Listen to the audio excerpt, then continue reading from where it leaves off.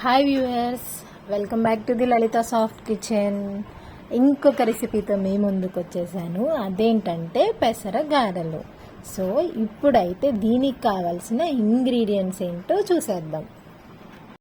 So first అయితే 2 glasses of పెసరపప్పుని మనం ఏ రోజైతే గారెలు చేసుకుంటున్నామో అంతకు ముందే ఆ 2 గ్లాసెస్ ఆఫ్ పెసరపప్పుని నానబెట్టుకోవాలి. ఒక ఫుల్ నైట్ అంతా నానబెట్టుకోవాలి.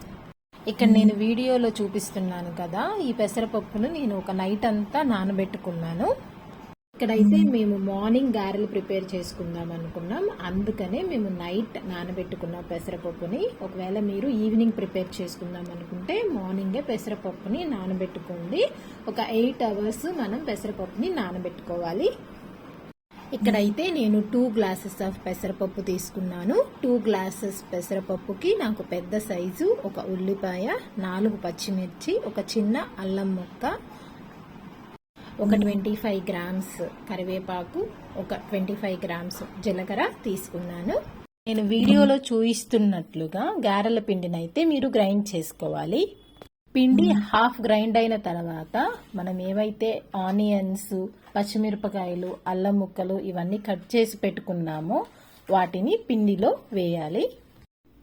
ఆనియన్స్, పచ్చిమిరపకాయలు, అల్లం ముక్కలు వేసిన తర్వాత జీలకర్రని వేయాలి పిండిలో. సో చూసారు కదా, పిండి టెక్స్చర్ అయితే ఇలా వచ్చింది నాకు. లాస్ట్ లో 2 టేబుల్ స్పూన్స్ సాల్ట్ యాడ్ చేసుకొని పిండిని బాగా కలుపుకోవాలి. ఇక్కడ అబ్జర్వ్ చేయాల్సింది ఏంటంటే పిండి ఈ కన్సిస్టెన్సీలో ఉంటేనే మనకి గారె పర్ఫెక్ట్ గా వస్తుంది. కొంచెం నీళ్లు ఎక్కువ యాడ్ చేసినా గానీ గారెలు మనకి పర్ఫెక్ట్ గా రావు. ఇప్పుడు పిండి అయితే రెడీ అయిపోయింది, ఇంకా మనం గారెలు వేసేసుకుందాం. ఇక్కడ నేను వైట్ క్లాత్ తీసుకొని దాని మీద కొంచెం వాటర్ చల్లి పిండిని నేను ఏదైతే రెడీ చేశానో ఆ పిండిని ఇక్కడ గారెల షేప్ లో చేసుకోవాలి. తీసుకొని దానిలో నూనె పోసి ఆ నూనె బాగా వేడెక్కేంత వరకు వెయిట్ చేయాలి. ఆయిల్ బాగా వేడెక్కిన తర్వాత మీడియం ఫ్లేమ్ లో పెట్టుకొని ఒక్కొక్క గారె వేసుకోవాలి. గారెలు వేసిన వెంటనే వెనక్కి తిప్పకూడదు. నూనెలో తేలేంత వరకు వెయిట్ చేసి స్లోగా తిప్పుకుంటూ ఉండాలి. చూస్తున్నారు కదా, గారెలు గోల్డెన్ బ్రౌన్ కలర్ లో చాలా పర్ఫెక్ట్ గా వచ్చాయి.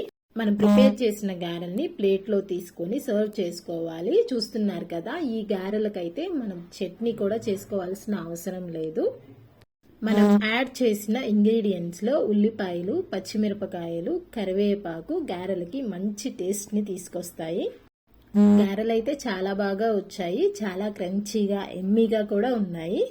ఈ రెసిపీని మీరు కూడా ట్రై చేసి ఎలా వచ్చిందో నాకు కామెంట్ లో తెలియచేయండి.